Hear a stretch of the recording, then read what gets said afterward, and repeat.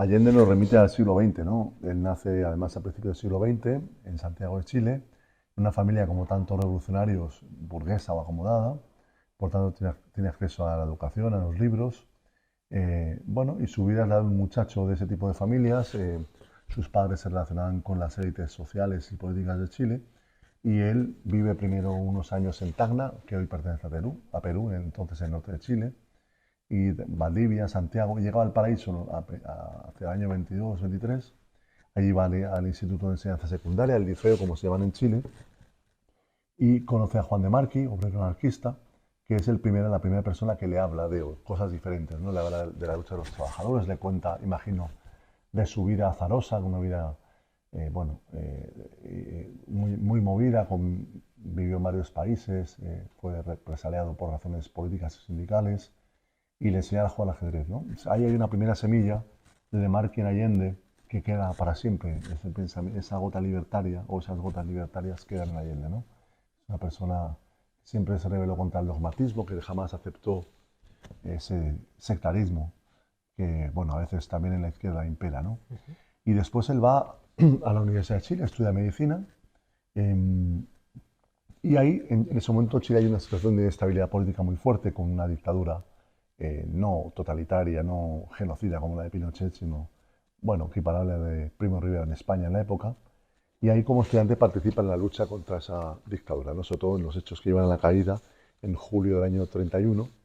Y después viene la República Socialista al año siguiente, una experiencia de 12 días que se llamó República Socialista, muy impactante en la época, con militares nacionalistas, con militares revolucionarios.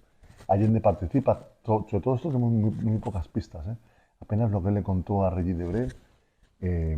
Bueno, pero ahí nos permite saber que él participa de esa experiencia cuando está terminando sus estudios de medicina, y el año siguiente sí, ahí participa en la fundación del Partido Socialista de Chile, ¿no? Ahí ya tiene un compromiso político que durará toda su vida, y además él participa en la construcción de un partido que quería ser un partido revolucionario, un partido donde llegan sectores trotskistas, sectores del movimiento libertario, diversas corrientes socialistas, nacionalistas, progresistas, algunos militares. Su principal líder era un militar chileno, Marmaduke Grove. Y Allende, que entonces tiene 25 años, pues participa en la organización del Partido Socialista en Valparaíso, ¿no? Y eso es lo que marca su vida, porque el año 35 es el secretario regional y el año 37 ya es diputado, con 28 años, ¿no?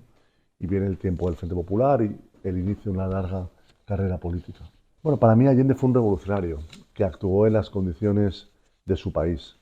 Es un revolucionario porque siempre consideró que había que hacer el esfuerzo de unir a la izquierda chilena, que era muy heterogénea, al movimiento obrero, al movimiento popular, actores nuevos que van surgiendo en Chile a lo largo del siglo XX, como los habitantes marginales de las poblaciones, llamados en Chile pobladores, incorporarlos, hacer la reforma agraria para que los campesinos fueran parte de la sociedad y también de la lucha. Eso es un esfuerzo revolucionario. ¿Y qué define ser revolucionario? El programa político. Un programa que va mucho más allá de lo que fue la socialdemocracia en aquella época, porque hay una participación se verá en el gobierno del presidente, hay una participación de los trabajadores en las decisiones de la economía, porque hay una conciencia, el gobierno descansa sobre la conciencia y la movilización de una parte muy importante de la sociedad chilena. Sin esa conciencia, esa participación, ese gobierno hubiera caído mucho antes de lo que fue derrotado, ¿no? Por tanto, él tenía un horizonte socialista, él planteaba que en las condiciones de Chile no había otra forma, era irreal pensar en Chile en una estrategia guerrillera en los años 60, ¿no? No tenía ningún sentido. Él planteaba además un discurso muy fuerte antiimperialista, de solidaridad con los pueblos de América Latina, de Asia, de África, ¿no? Hablaba de Vietnam, Cuba, el momento de descolonización en aquel momento muy importante, ¿no? Por tanto, fue un revolucionario.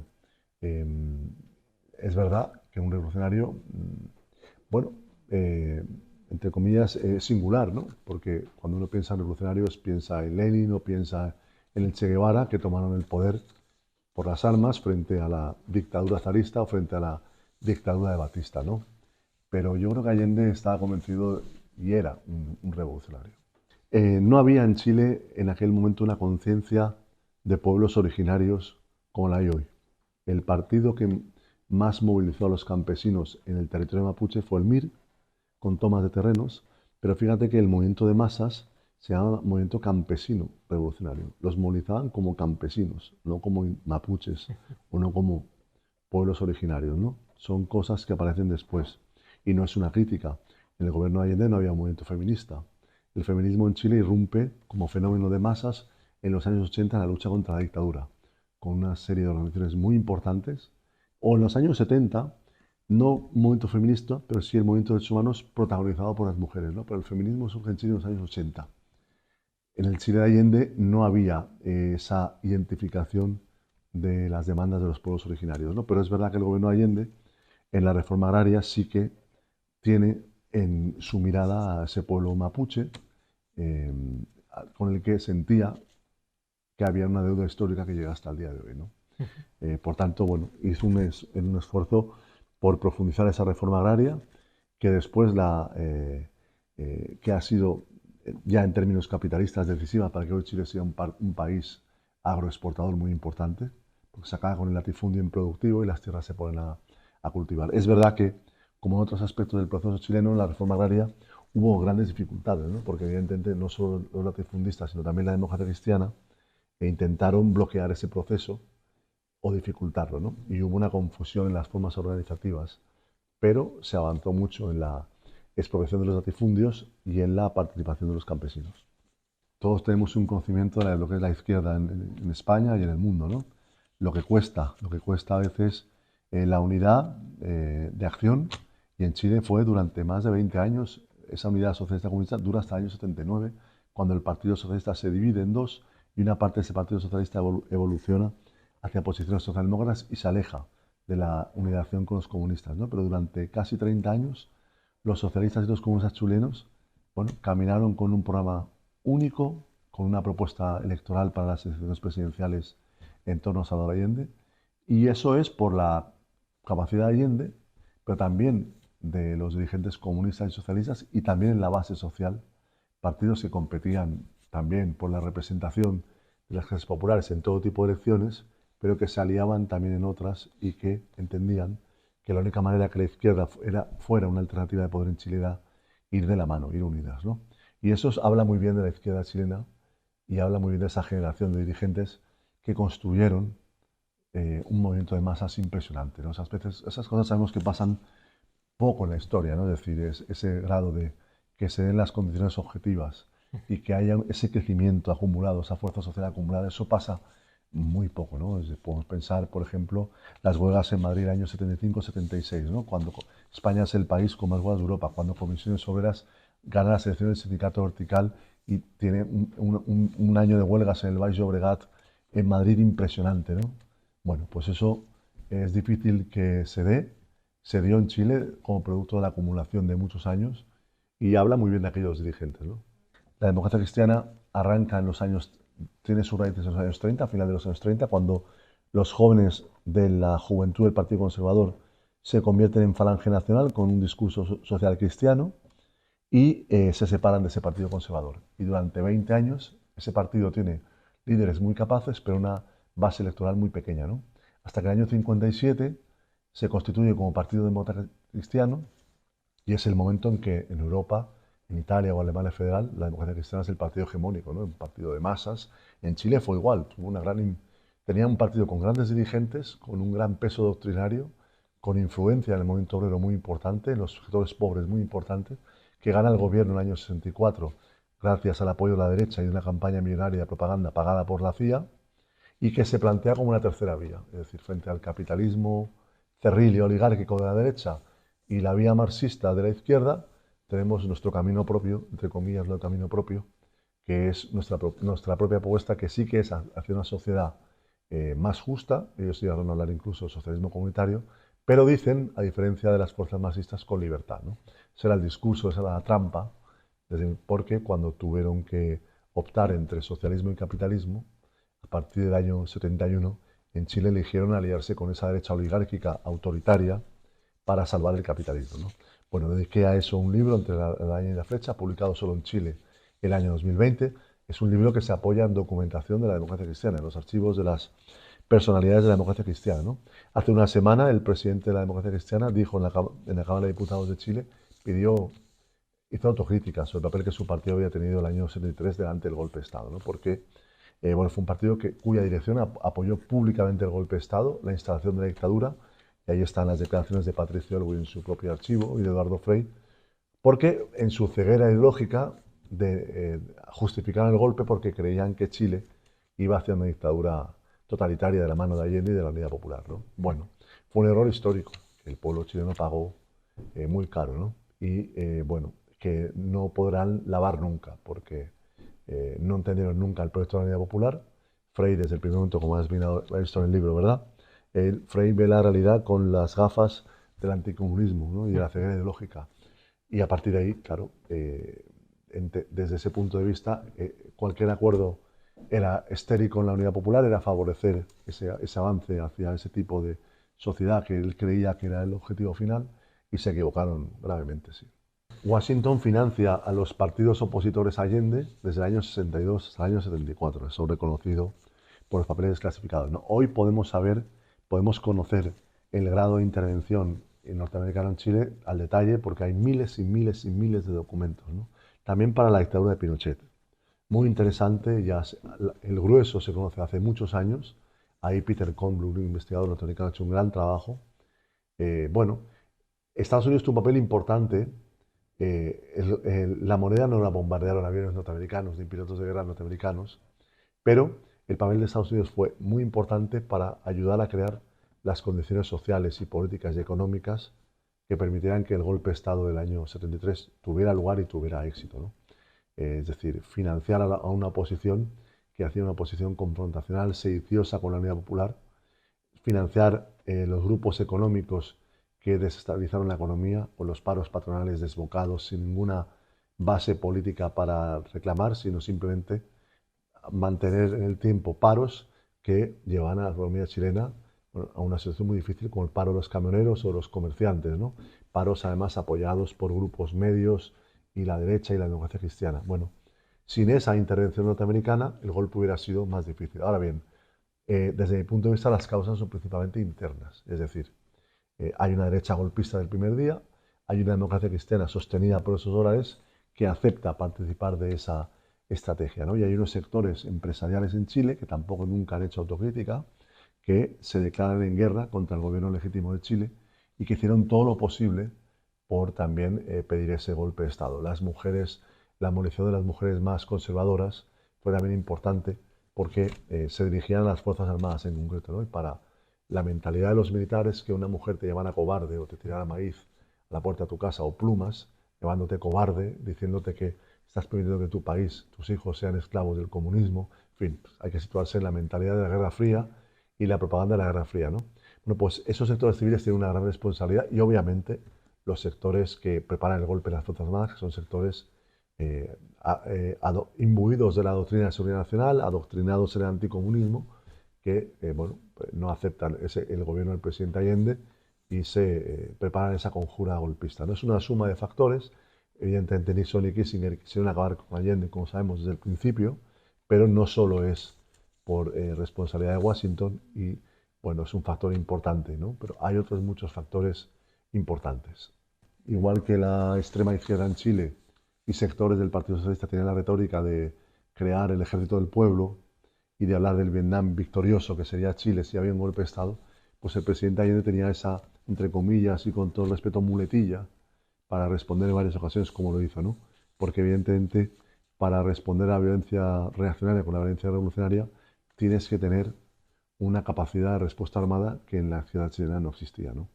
Allende confiaba en primero, cuando asesinan al general Snyder, nombran a Prats, Allende lo ratifica, y Allende confía en el general Prats, es decir, le permite que que el ejército dictamine año a año los cambios en el alto mando, ¿no? Y las decisiones internas.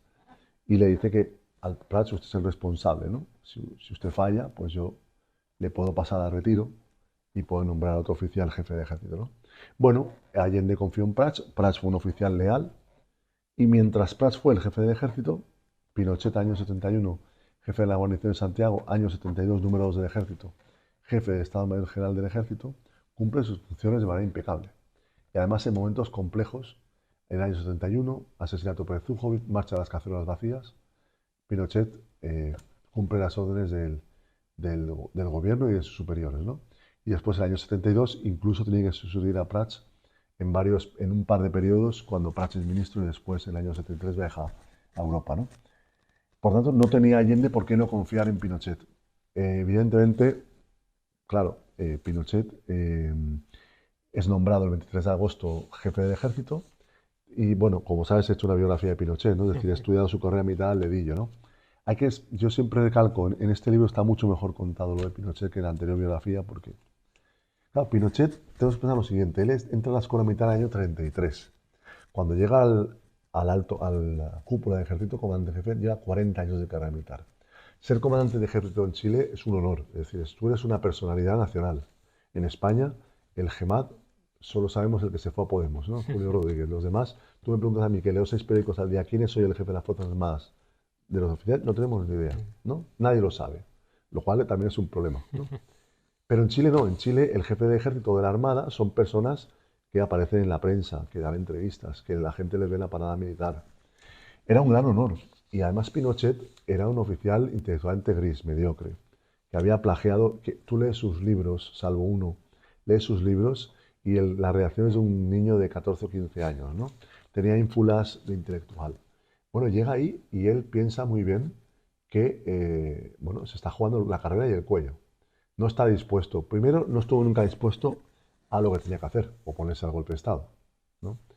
Pero claro, los conspiradores dan dos opciones. Usted puede encabezar el golpe como jefe de ejército o usted se puede echar a un lado.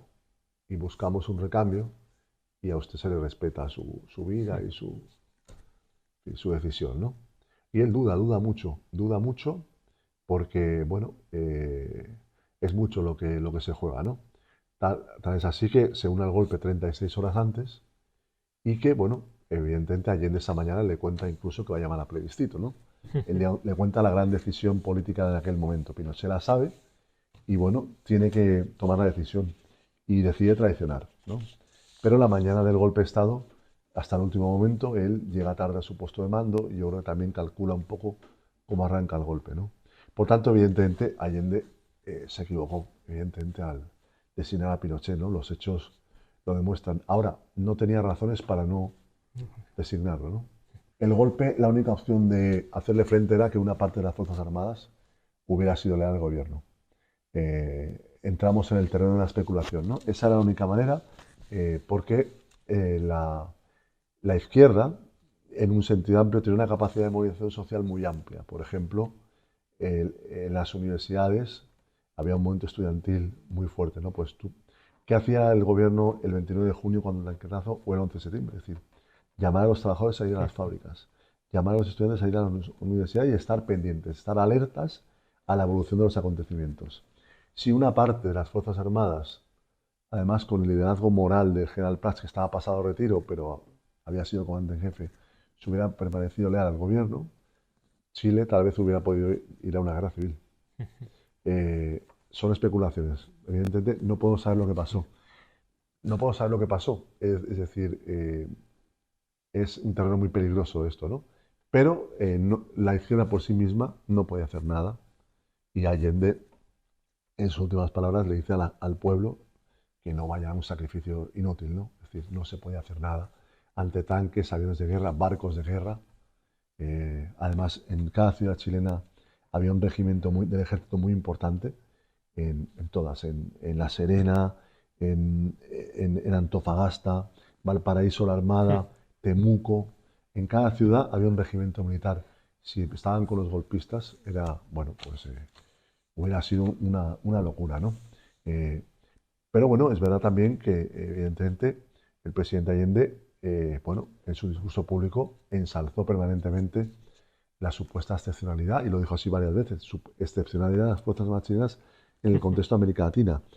Y en algún discurso que yo cito dice que solo pasa en este país, que solo pasa en Chile, fuerzas armadas profesionales, patrióticas, ¿no? Bueno, eh, tal vez el haber tenido una conciencia más clara o haberla expresado pública, no, públicamente no podía decirlo seguramente, ¿no? Pero tener una intervención más clara de que eran unas fuerzas armadas en parte adoctrinadas en Estados Unidos, en el marco de la Guerra Fría, de la doctrina de seguridad nacional, fuerzas armadas que dependían logísticamente de Estados Unidos, que había una misión norteamericana instalada en el Ministerio de Defensa frente a la moneda. Bueno, pues son elementos que hubieran podido cambiar un poco la mirada del gobierno hacia las Fuerzas Armadas, que además el gobierno de Allende dirige a las Fuerzas Armadas un discurso desde una publicación, Patria Nueva, que se queda específicamente para eso, donde manda un discurso, digamos, de soberanía nacional, nacionalista, en términos de, este es un gobierno socialista revolucionario, pero que va a hacer que el cobre sea del pueblo de Chile, que la reforma agraria es un proceso que en muchos países que no son socialistas se está desarrollando, en fin, para intentar que no fueran hostiles, ¿no? Pero bueno, la hostilidad era evidente en la Armada y, bueno, en el ejército va avanzando según pasa el proceso, ¿no? Pues todo porque esos sectores nunca nadie les ha pedido cuentas. Por ejemplo, en Chile, si tú vas a Santiago de Chile, solo puedes comprar un diario de información nacional de lunes a domingo, El Mercurio. Diario sostenido por la CIA, diario que promovió el golpe, diario que colaboró con la dictadura, que aplaudió la represión. Este diario nunca ha hecho una editorial pidiendo disculpas, nunca ha hecho autocrítica. Y varios periódicos de esa misma propiedad tienen titulares infames de aprobación de la represión, ¿no? Que son, bueno, un referente de lo que es el periodismo cómplice con crímenes contra la humanidad, ¿no? Nunca han pedido, no, han hecho la mínima autocrítica, y estos sectores conservadores, bueno, pues este año, por ejemplo, han logrado instalar el debate de que la culpa del golpe es de Salvador Allende y de la Unidad Popular, ¿no? De la izquierda. Bueno, son los sectores que dominan la economía y los medios de comunicación en Chile. Pueden no tener como ahora el gobierno, pero tienen un peso muy fuerte en la sociedad chilena, ¿no? Y nunca nadie, salvo una querella que se presentó y que ya está cerrada, que buscaba responsabilidades de civiles en el golpe, por la que fueron a declarar Agustín Eduardo Soreño Mercurio, fue a declarar a los tribunales, Sergio Onofre Jarpa, del Partido Nacional, fue a declarar de Patria y Libertad también, y no recuerdo si lo de la Democracia Cristiana también, ¿no? Pues la única vez que han tenido que dar alguna explicación ante un juez, ¿no? Bueno, y ante el país nunca han dado porque, eh, bueno, en los años anteriores hubo un avance, la derecha se replegaba ante estos debates, pero este año la derecha ha recuperado una parte de la propaganda de la dictadura, ¿no?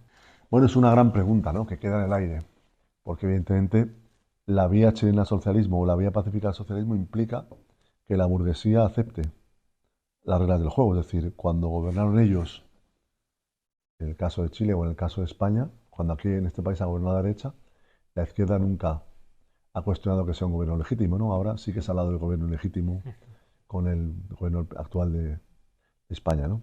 Y en el caso de Chile, claro, la vía chilena del socialismo implica pues que la derecha va a aceptar leyes que van en contra de sus intereses de clase, ¿no?